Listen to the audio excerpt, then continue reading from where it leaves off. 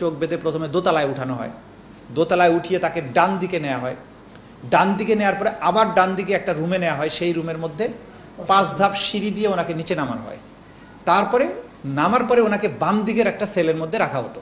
তা আপনি খেয়াল করেন, প্রথমে দোতলায় উঠে ডান দিক, এবং দোতলা ওঠার সময় একটা দরজা আছে, সেখানে নক করতে হয়, ভিতর থেকে আইডেন্টিফাই করে, একটা জানালা দিয়ে জিজ্ঞাসা করে দেখে, তারপরে সেটা খুলে, তারপরে ভিতরে ঢুকে ডান দিকে যায়, ডান দিকে যেয়ে আবার ডান দিকে 5 ধাপ নামে। আপনি জাস্ট ম্যাপ আঁকতে থাকেন। তো রুমের ভেতরে 5টা সিঁড়ি, লাল টেপ মোড়ানো বড় বড় 5টা বোমা বেরিয়ে আসছে, সাথে তার লাগানো টাইমার। ঠিক আছে, দেখা মাত্র আমি সাথে সাথে বলছি স্টপ, কোনো নড়াচড়া করবে না, আস্তে করে এটা রেখে খেতে বেরো। প্রথমে আসি তথ্য ফাঁসের বিষয়ে, আমরা তো ক্লিয়ার করে বলেছি। আর ইন্টারনালি আমরা এটাকে তদন্ত কমিটি যেটা হয়েছে, তদন্ত কমিটির নামও প্রকাশ করব না, আমরা কী প্রক্রিয়ায় তদন্ত হচ্ছে সেটাও বলবো না, কতদূর আমরা জানতে পেরেছি সেটা বলবো না। আমরা আমাদের মতো করে সেটা বের করা এবং প্রোটেক্ট করার কাজ করছি, এবং সেটা যে আমরা আংশিকভাবে ডিটেক্ট করতে পেরেছি সেটা তো আপনাদেরকে আগেও বলেছি, এবং সেটা চলমান থাকবে। এবং যেখানে যেখানে এই ছিদ্রগুলো বন্ধ করা দরকার সেই কাজগুলো করার ব্যাপারে আমাদের অ্যাক্টিভিটিস চলমান আছে। বেশি প্রশ্ন একসাথে করলে যা হয় যে পরবর্তীগুলো ভুলে যায়। দ্বিতীয়টা ছিল বোধহয় বোমা, না? আচ্ছা, বোমার ব্যাপারটা সেদিন আংশিকভাবে বলেছিলাম, আজকে একটু ক্লিয়ার করি। 25শে জানুয়ারি, আচ্ছা, আমার মোবাইলে আমরা ওই সমস্ত জিনিসগুলোর মোবাইলে আছে এবং আমাদের ডকুমেন্টেড কিন্তু পুরো জিনিসটা। তো আপনাদের জানিয়ে দিই, এইটা খুব আপনাদের যেহেতু আমরা বলেছি যে এই বিষয়টা নিয়ে খুব আমরা প্রথমে বলিও নেই, আর এটাকে হাইলাইট হোক এই মুহূর্তে আমরা ওইভাবে চাই না, যে যতটুকু করার তো করা হয়েছে। 25শে জানুয়ারি আমরা যখন একটা গোপন বন্দিশালা, যেটা বৃহত্তম গোপন কারাগার, সেইটা উত্তরাতে অবস্থিত, এতটুকু বলতে পারি। তো সেইটাকে যখন আমরা আইডেন্টিফাই করি, এটা এত বড় সেন্টার ছিল যে সেটাকে পুরো জিনিসটা বিভিন্ন জায়গায় উদ্ধার করতে কয়েক সপ্তাহ সময় লেগেছে, এবং এখন পর্যন্ত অনেকটা অনাবিষ্কৃত অংশও আছে এখন। তো আমরা প্রথম কয়েকদিন সেটা ভিজিট করার পরে অনেক কিছু প্রথমে তো বুঝতে পারিনি। আচ্ছা, কিছুটা বোধহয় ব্যাখ্যা দিতেই পারি না, কী হয়েছে? আচ্ছা, ধরেন যে আমাদের যারা ভিকটিম, যারা বন্দী ছিলেন সেখানে, গুম হয়ে যারা ছিলেন বছরের পর বছর, তারা 8 বছর যারা ছিলেন, সে ফর এক্সাম্পল, তো তাকে যখন মুক্ত করা হয় 5ই আগস্টের পরে, তিনি অথবা বিভিন্ন সময় যত গুমের শিকার যারা বেরিয়ে আসছেন আগে, সেখানে 1 বছর ছিলেন, 6 মাস ছিলেন, 3 মাস ছিলেন, তারা যারা বেরিয়ে আসছেন তাদের যে সমস্ত স্টেটমেন্ট, এগুলো কিন্তু আমাদের কাছে আছে। গুম কমিশনের কাছেও তারা এসে তাদের বক্তব্যগুলো কিন্তু বলেন। তাদের বক্তব্য থেকে আমরা প্রথমত তাদের স্মৃতির থেকে একটা ম্যাপ আঁকি। আমরা বলা হতো যে, কারণ সবাইকে ইনভেরিয়েবলি সবাইকে কিন্তু হাত পা বেঁধে রাখতো এবং চোখ বেঁধে রাখতো অল দ্য টাইম।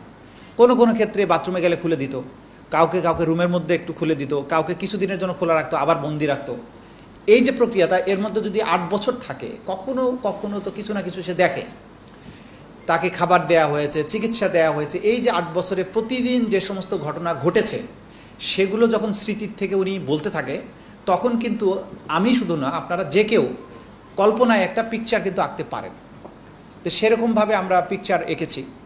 সেই অনুযায়ী যখন আমরা এটা আবিষ্কার করলাম, তখন এই সেন্টারের সাথে যার যার পিকচার মিলে যায়, তখন সেই ভিকটিমকে নিয়ে আমরা আবার সেখানে নিয়ে যেতে হবে, দেখেন তো এটা কিনা। তখন তার আইডেন্টিফাই করে, yes, this is the room. তো তেমনি একজন যিনি 8 বছর বন্দী ছিলেন সেখানে, তারই ছিল যে তাকে চোখ বেঁধে প্রথমে দোতলায় উঠানো হয়, দোতলায় উঠিয়ে তাকে ডান দিকে নেওয়া হয়, ডান দিকে নেওয়ার পরে আবার ডান দিকে একটা রুমে নেওয়া হয়, সেই রুমের মধ্যে 5 ধাপ সিঁড়ি দিয়ে ওনাকে নিচে নামানো হয়। তারপরে নামার পরে ওনাকে বাম দিকের একটা সেলের মধ্যে রাখা হতো।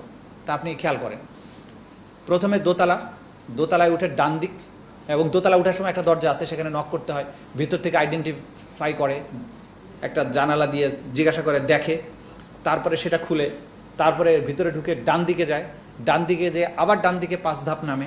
আপনি জাস্ট ম্যাপ আঁকতে থাকেন। তো রুমের ভেতরে 5টা সিঁড়ি, সেই সিঁড়িতে নামার পরে বাম দিকে একটা রুমে নেওয়া হয়। তা আমরা ওই সেলটা আবিষ্কারের পরে 5টা সিঁড়ি দিয়ে নিচে নামা পর্যন্ত বের করলাম, বাম দিকের রুম আর খুঁজে পাই না। ওকে, এখন বাম দিকে রুম নাই 2 দিন আমরা রুম খুঁজে পাচ্ছি না।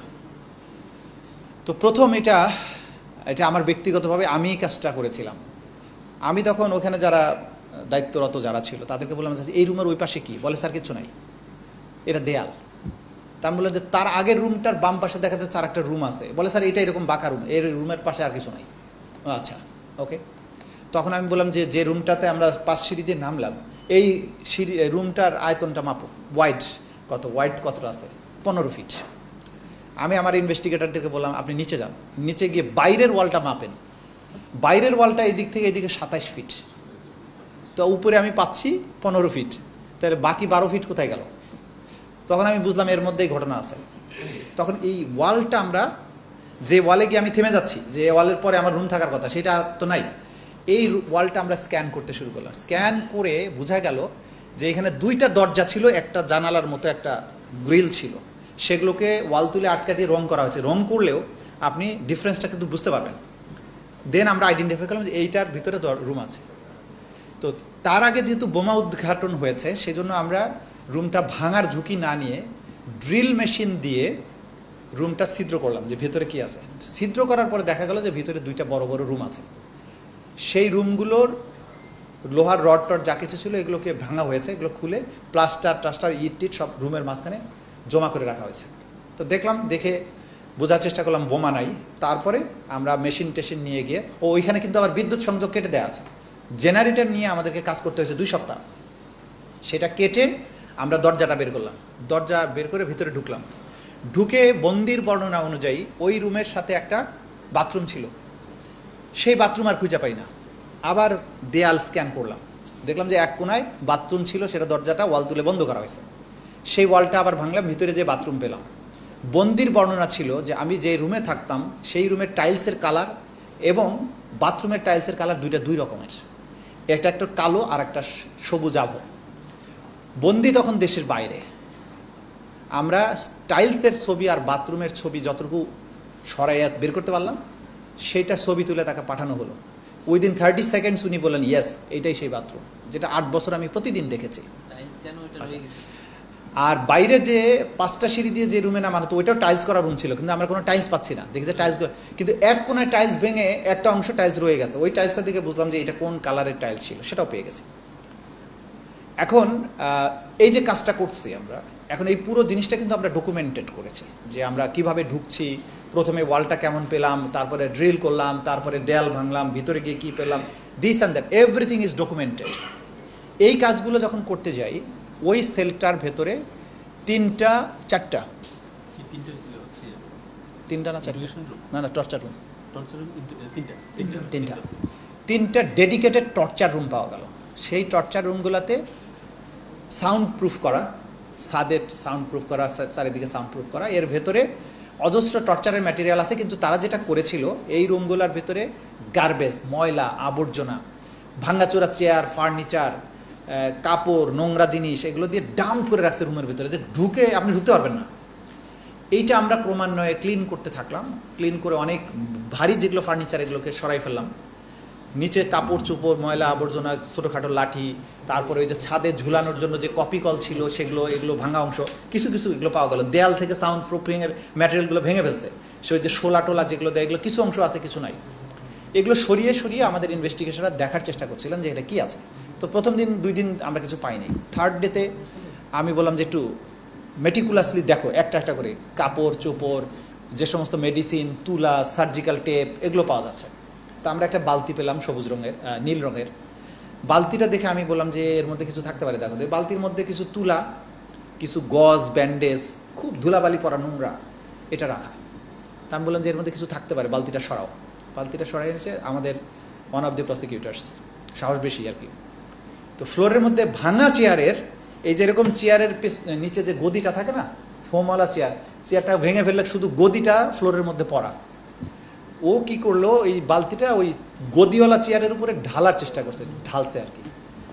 আমি পাশে দাঁড়ানো, ঢালা মাত্রই দেখছি যে লাল টেপ মোড়ানো বড় বড় 5টা বোমা বেরিয়ে আসছে, সাথে তার লাগানো টাইমার। ঠিক আছে, দেখা মাত্র আমি সাথে বলছি স্টপ, কোনো নড়াচড়া করবে না, আস্তে করে এটা রেখে খেতে বেরো। এখানে আরও কিছু ঘটনা আছে যেগুলো সব কথা হয়তো আপনাদের বলবো না। তো বেরিয়ে আসলাম। এই যে বেরিয়ে এসে আমরা যারা দায়িত্বে ছিল তার বিভিন্ন বাহিনীর সদস্য, তাদেরকে বললাম যে এখানে বোমা আসলো কীভাবে। বলে স্যার আমরা জানি না। তা আপনাদের কি আরোপে ছিল? আপনারা যখন প্রথম দেখার পরে তো আপনারাই বন্দি রেখেছেন। স্যার আমরা জানি না। এনিওয়ে আমরা সেদিনের মতো 25শে জানুয়ারি এটা বন্ধ করে বেরিয়ে আসলাম। 26শে জানুয়ারি বা 25শে জানুয়ারি আমরা বোম ডিসপোজাল ইউনিটকে খবর দিলাম। তারা 27শে জানুয়ারি তাদের পুরো ইউনিট নিয়ে সেখানে বোম ডিসপোজালের জন্য গেলেন। যাওয়ার পরে তাদের সেই বোম ডিসপোজাল ইউনিটের সেই সমস্ত ম্যাটেরিয়ালস নিয়ে, হেলমেট, তারপরে বুলেট প্রুফ জ্যাকেট ট্যাকেট এগুলো নিয়ে ওনারা ওই বোমা 5টা বোমা একসাথে লাগিয়ে একটা টাইমারের সাথে সংযুক্ত করা ছিল। তো সেইটাকে বের করে নিয়ে আসলেন, নিয়ে এসে বাইরে এনে ওয়ান আফটার অ্যানাদার ওটাকে প্রথমে বিচ্ছিন্ন করলেন, করে একটা একটা করে বিস্ফোরণ ঘটালেন। সেটা পুরোটা ডকুমেন্টেড করা, সেটার জন্য জিডি করা আছে এবং বোমাগুলোর আলামত সিজ করে সেগুলো ফরেন্সিক করা হয়েছে। যা যা আইনগত প্রক্রিয়া করা সেগুলো করা হয়েছে। আমরা জিজ্ঞাসা করলাম যে এই যে বোমাটা ছিল এটার পাওয়ার কেমন। তো ওনারা বললেন যে একসাথে যেহেতু ছিল, এটা যদি একসাথে এক্সপ্লোডেড হতো তাহলে পুরো বিল্ডিংটা উড়ে যেত। আমাদের প্রসিকিউটাররা খুবই ট্রমাটাইজড হয়েছেন। যাই হোক আমি বললাম না, কিছু ভয় পাওয়ার কিছু না, ফুটে নাই তো, আমাদের তো আর কিছু হয় নাই। এনিওয়ে আমরা কেন বলি নাই, তার কয়েকদিন পরে ডক্টর ইউনূসের ওই আয়নাঘর ভিজিটে যাওয়ার কথা। এখন এই বোমার কাহিনী যদি আমরা বলি তো ওরা নিরাপত্তার অজুহাত দেখিয়ে ওনাকে আর এখানে নিবে না। কিন্তু ওই সেন্টার ভিজিট করানোটা অসম্ভব গুরুত্বপূর্ণ ছিল। আমরা চেপে গেলাম, ওদেরকে বললাম বোম ডিসপোজাল হয়েছে, থাক, এই পর্যন্ত থাক। এরপরে যেটা ছিল ওই জায়গায় আরেকটা, ওই বিল্ডিংয়ের বাকি অংশে একটা অস্ত্রাগার ছিল। অস্ত্রাগার আমরা তখন সংশ্লিষ্ট বাহিনী এবং বিশেষ করে পুলিশের আইজিপিকে এবং হোম মিনিস্টারকে, আমরা হোম অ্যাডভাইজারকে বললাম যে ওইখানে অস্ত্রাগার রাখাটা ভয়ঙ্কর রকমের ঝুঁকিপূর্ণ। একটা বোমা পেয়েছি, আরও যদি বোমা থাকে তাহলে একটা যদি বিস্ফোরিত হয়, অস্ত্রাগার সহ যখন উড়ে যাবে তখন ওই এলাকারই কোনো চিহ্ন থাকবে না। আপনি দ্রুত অস্ত্রাগার এখান থেকে শিফট করার ব্যবস্থা করেন। তো পরবর্তী 2 দিনের মধ্যে ওনারা অস্ত্রাগারটা শিফট করেন। এরপরে পুরো এলাকা মাইন সুইপার বলে, সুইপার দিয়ে সুইপ করা হয় মেশিন দিয়ে। করার পরে যখন নিরাপদ করা হয় তারপরে প্রধান উপদেষ্টা সফরে যান। আচ্ছা, প্রধান উপদেষ্টা সফরে যাওয়ার আগে বোমটা সরানোর পরে মাঝখানে আমরা বাকি বিশাল কমপ্লেক্স বিভিন্ন অংশে যেখানে গোপন বন্দিশালা ছিল, আপনারা জানেন যে আমরা ওয়াল ভেঙে ভেঙে ভেতরে ঢুকে 3 ফিট বাই 3 ফিট 7টা সেল পেলাম, নিচে 10টা সেল পেলাম যেগুলো বন্দি করে রাখা হয়েছিল, উপরতলায় এরকম 27 বা 29টা সেল সেখানে ছিল বিভিন্ন ইয়ার। এবং এখনও আমাদের জানা মতে একটা অংশ অনাবিষ্কৃত আছে, যেটা আমরা খোঁজার চেষ্টা করছি। সেখানে অনেক কিছু এখনও আছে বলে আমরা জানতে পেরেছি। এখন ধরেন এই যে একটা গোপন বন্দিশালা, এর সাথে কয়েক হাজার বন্দির সম্পর্ক আছে। তারা বিভিন্ন সময় এই বন্দিশালায় গিয়েছিলেন, নির্যাতিত হয়েছেন, অনেকে ফিরে এসেছেন, অনেকে কোনো দিন ফিরে আসেননি, আসবেন না। এই যে কাহিনীটা আপনি ধরেন প্রায় মোর দ্যান 900+ ভিকটিম ওই সেন্টারের সাথে সম্পৃক্ত ছিল। এখন আমাকে এই মামলার যদি তদন্ত করতে হয়, আপনি হিসাব করেন কতদিন সময় লাগে। তো এই কাজগুলো আমরা করেছি। এটা ছিল বোমের পিছনের ইতিহাস। আমরা এটা হাইলাইট করি নাই, কারণ আমরা যদি এগুলোকে হাইলাইট করি তাহলে তদন্ত কার্য বিঘ্নিত হবে। অনেকটা বলবে আমরা আতঙ্কিত হয়ে গেছি, আবার বাহিনীগুলোর উপরে আদারওয়াইজ প্রেশার না পড়ুক। আমরা দেশকে তো স্টেবল রাখাও আমাদের কাজ। সে কারণে আমরা যা করার আইনগতভাবে সেটা করেছি। আমরা কোনো তদন্ত কাজও থেমে থাকিনি, ভয়ভীতিও হয়নি, আমরা আমাদের মতো কাজ করেছি। এগুলো যেহেতু সোশ্যাল মিডিয়াতে পাবলিশ করলে বা আপনাদেরকে দিলে এইটার লোকেশান, এইটার অবস্থান সব কিছু প্রকাশিত হয়ে গেলে এটার নিরাপত্তা, ক্রাইম সিনের নিরাপত্তা এগুলো বিঘ্নিত হওয়ার আশঙ্কা আছে। সেই কারণে আমরা এটা পাবলিক করছি না।